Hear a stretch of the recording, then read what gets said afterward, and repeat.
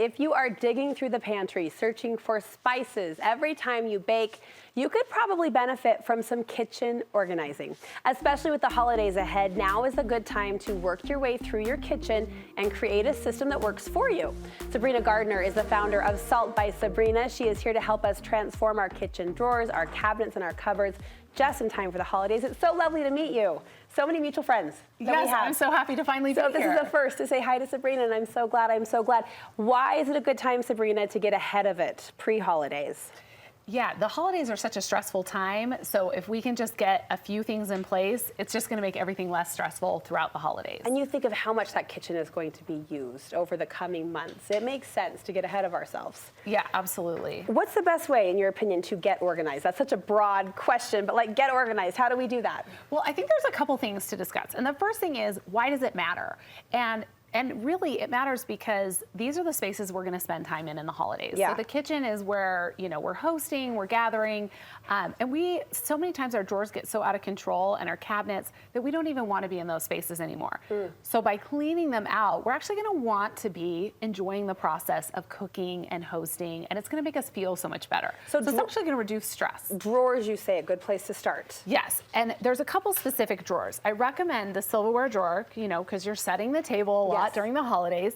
Kitchen utensils, so all of those key items for baking. Oh, that utensil drawer is like it just gets me every time. Yes, and then kitchen towels. Those are those one things that we're using constantly. So if you had to pick three, those are the three. Okay, you encourage customizing when you can. That's what your company helps women do. But is there anything to be said about the purge? I'm thinking again of that utensil drawer. We have way more than we need. Yeah, it's so easy to just collect over the years, and the best thing to do is just take everything out of the drawer. You really just have to start with a clean slate, get an organizer that fits your drawer, and then go through and see, do I need 4 whisks? Yeah. Probably not. 2 is plenty. So just kind of edit that down. You also like to think outside of the box when it comes to drawers specifically and use them for more than just utensils or linens. Yeah, so one of the things about drawer organizers is, have you ever bought a drawer organizer that actually fit your drawer? It's hard. It's hard to almost find the right impossible. dimension. Yeah. Yes. So ours are custom fit. And what happens when you have a custom fit is that you can use your vertical space and all of the horizontal space. So we find that it creates about 40% more storage, which means we're actually emptying drawers. And then we can have those fun drawers, like a baking drawer or a crafting drawer. And then it gets really fun to get into your drawers. A baking drawer is in my kitchen dreams. Other drawers, other spaces that can deserve some attention this time of year? Yes, so it's always great to have a wrapping station. So, when we're talking about wrapping, a lot of times we're doing that multiple times throughout the season. So we don't want to have to pull those items every time. So if you can have a drawer, I actually have a mini drawer, and it's I don't know why it's so cute when it's small, but a small drawer is great, or a basket works fantastic. You just want to have those key items like ribbon and tape and scissors so that you don't have to go pull them every time. It's just going to help you be more efficient. I love the idea of a wrapping drawer right there in the kitchen counter where you can spread out. You also use drawers for actually your dishes, like your glass containers and your dishes and your cups. Yeah, Tupperware is a really common one to keep in drawers. And this is where a great thing like a drawer divider is fantastic, because it will help keep all those items contained, like the lids, separate from the containers.